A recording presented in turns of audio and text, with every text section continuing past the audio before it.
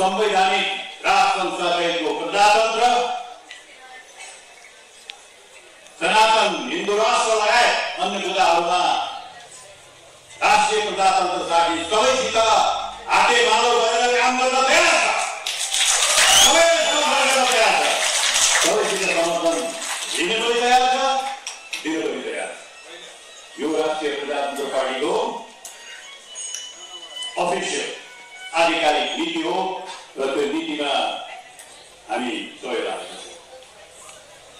त्यसो मैले अब साथीहरूको भाषण पनि सुने, मैले तारिफ गर्नै पर्यो किनभने भाषण गर्दा साथीहरू मेरो पनि धेरै नजिकका मित्रहरू। कमलजीको भाषण यति राम्रो हुन्छ, यति सशक्त हुन्छ कि उहाँको भाषण सुन्दाखेरि कहिले कहिले समय गएको पत्तै हुँदैन। हाम्रो केशर बहादुरजीको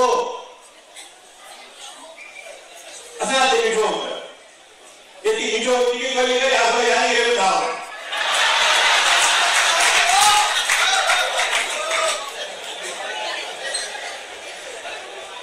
उहाँहरूले धेरै कुराहरू भनिसक्नु भयो।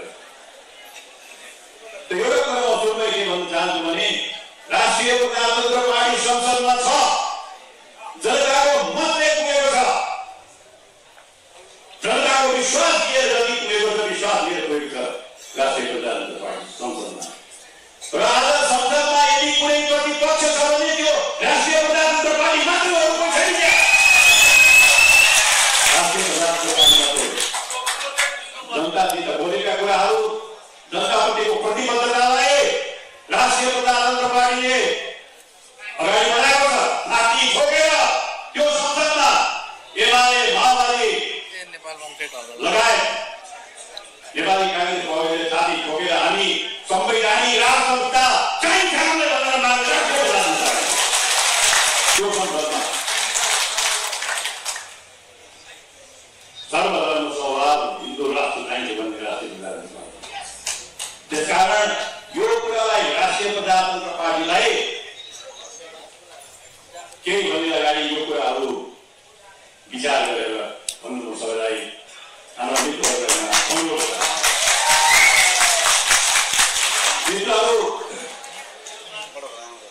प्रतिबद्धताको कुरा राष्ट्रिय प्रजातन्त्र पार्टी अफिसियली नै हामी प्रतिबद्ध छौँ। संवैधानिक राज संस्था, संविधान भित्रको राज संस्था, सनातन धर्म लगायतका कुराहरूमा हामी सबै साथीहरूसित कसरी हुन्छ सहयोग गर्न, सहकार्य गर्न प्रतिबद्ध छौँ। राष्ट्रिय प्रजातन्त्र मैले यहाँ सुने, राष्ट्रिय प्रजातन्त्र पार्टीको अध्यक्ष अमन थापाजी, केशर बहादुर विश्वजी, उहाँको बिचमा कुरा पनि भइसकेको रहेछ। कुरा गर्नुहोस्, अगाडि बढाउनुहोस्, एक भएर जाउँ, अब छुटेर जाने होइन।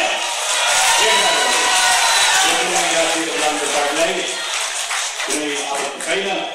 हामी सबैको बल एउटा हातमा 5वटा औला छुटेर गयो भने बल हुँदैन। तर 5वटा जोडिने कसरी जोडिने, कुन खाले जोडिने, त्यस्तो अलिक बढाइराखि जनता सुरुमा कसरी जोडिने एउटा निर्णय गरेर जाउँ। तर हाम्रा लक्ष्यहरू एउटै छन्, हाम्रा बाटो एउटै हो, हाम्रो लक्ष्यहरू एउटै हो, हाम्रो उद्देश्य एउटै हो। त्यसको लागि प्राप्त गर्नुको लागि कसैले कमजोरी देखाउनु पर्दैन। यो राष्ट्रिय प्रजातन्त्र पार्टीको स्पष्ट धारणा र दृष्टिकोण हो।